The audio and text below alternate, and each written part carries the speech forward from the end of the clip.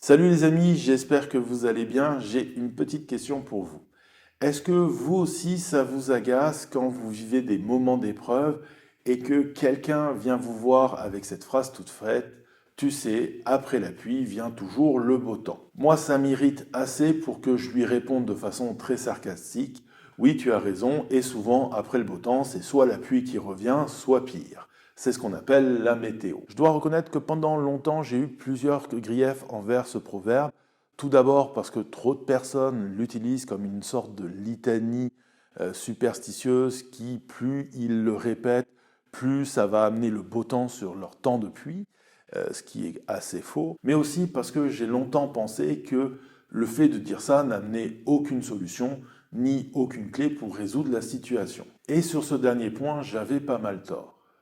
Dans cette capsule et dans les prochaines, je voudrais partager avec vous 3 fausses conceptions qu'on a sur la vie.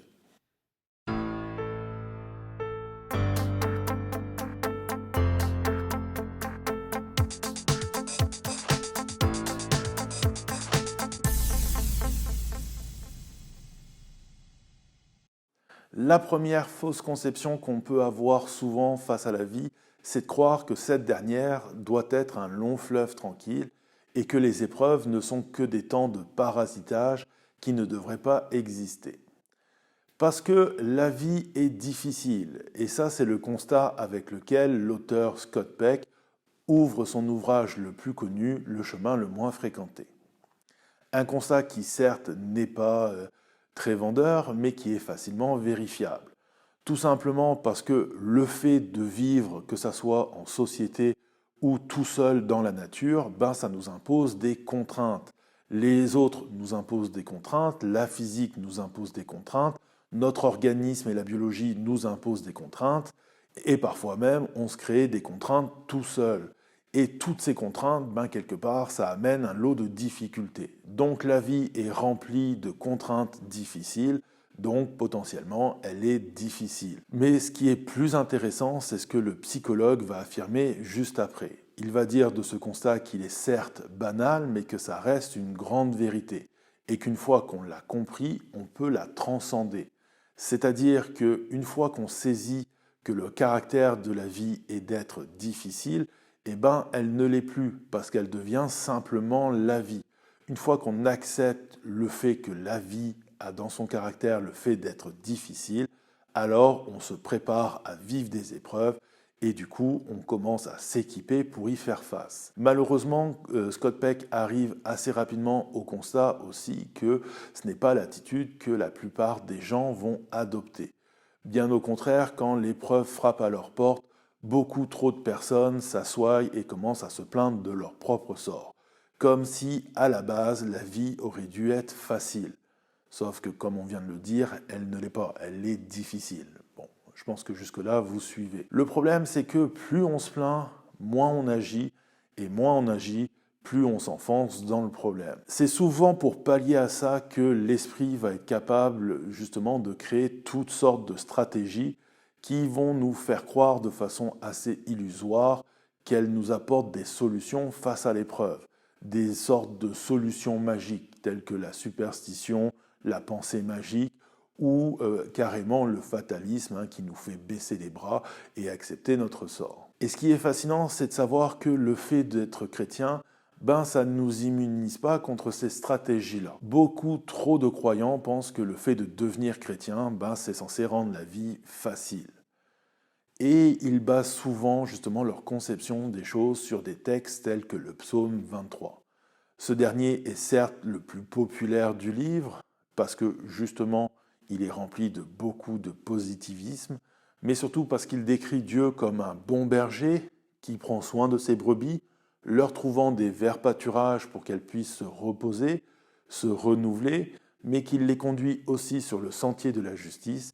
Et David, qui en est l'auteur, va même jusqu'à affirmer que lorsque l'on est dans l'épreuve, ce qu'il appelle l'ombre de la vallée de la mort, ben le bon berger est avec nous. Du coup, ils utilisent ce texte pour affirmer que dans les bons comme dans les mauvais moments, Dieu est là, ce qui est une grande vérité, que s'il est présent avec nous dans les mauvais moments, c'est pour nous conduire vers un vert pâturage, et ça aussi, ça reste une grande vérité, Sauf que là où ça devient problématique, c'est sur l'utilisation qu'on en fait. Par exemple, trop de personnes pensent qu'une fois que le bon berger a conduit ses brebis dans un vert pâturage, elles y restent.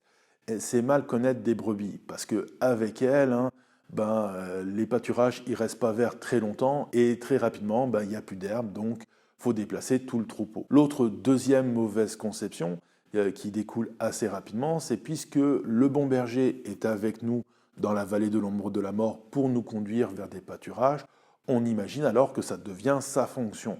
Et à partir de ce moment-là, on ne se met plus à son service, on essaye de plier Dieu à notre service, à nous.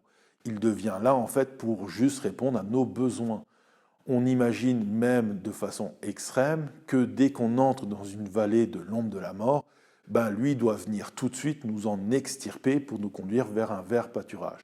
Comme s'il était un tube d'aspirine et que la moindre épreuve soit des maux de tête, un petit cachet et c'est fini. Or, ce n'est pas du tout ce que dit ce texte.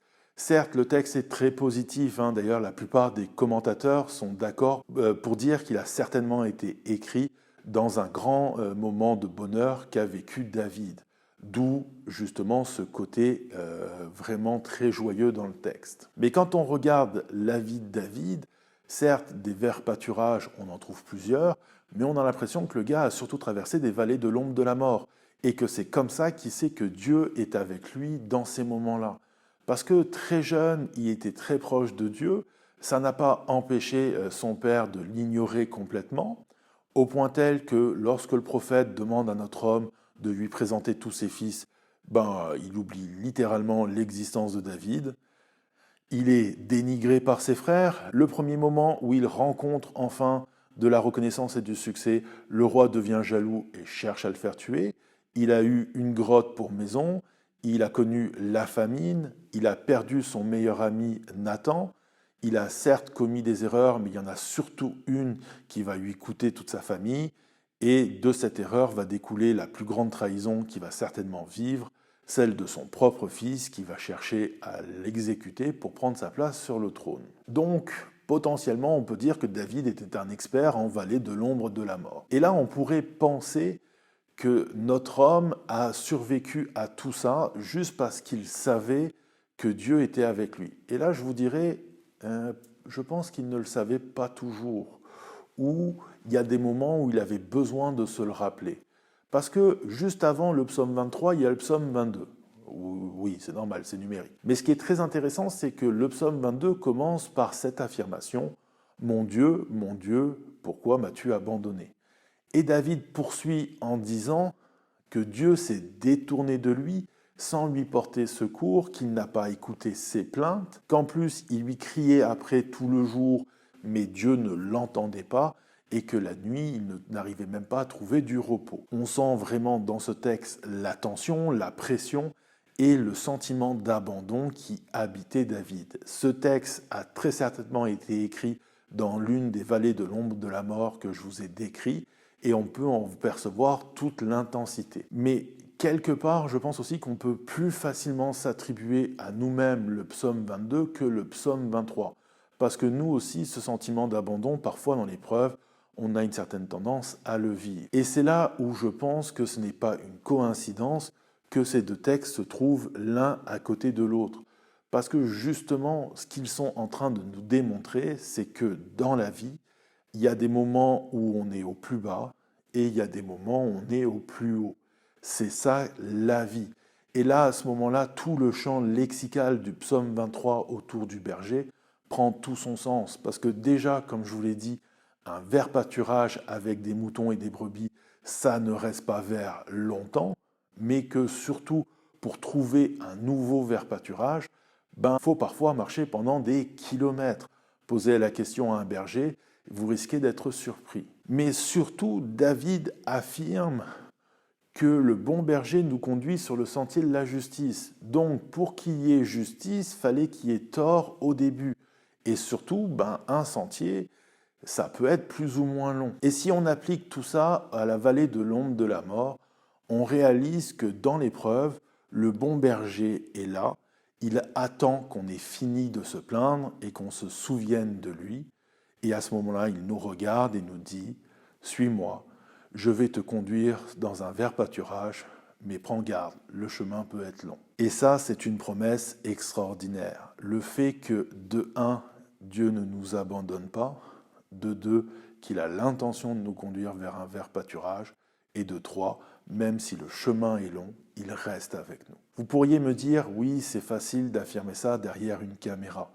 Et je vous répondrai, oui. Mais ce qui le rend encore plus facile, c'est que moi-même, je l'ai vécu.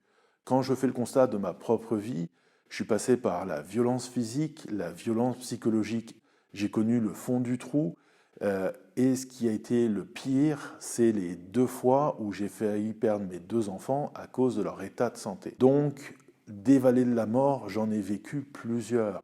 Mais au jour d'aujourd'hui, je les chéris énormément parce qu'elles ont fait l'homme que je suis et que j'ai l'impression que de ma vie, comme il l'a fait avec la vie de David, Dieu est en train d'en faire un chemin de justice.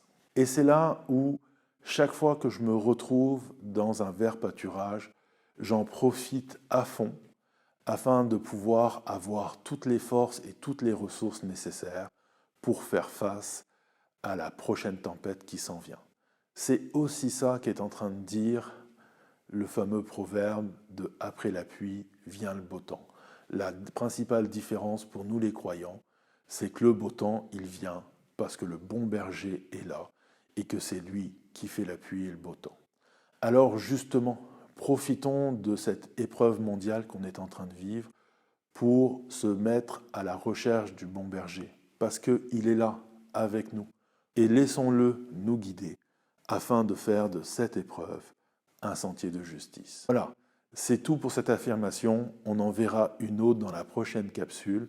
Si vous voulez m'aider, n'hésitez pas à vous abonner à la chaîne, à activer la cloche pour que vous receviez les notifications de mes prochaines vidéos. Et si vous avez aimé, laissez un pouce. Sur ce, je vous souhaite bonne continuité.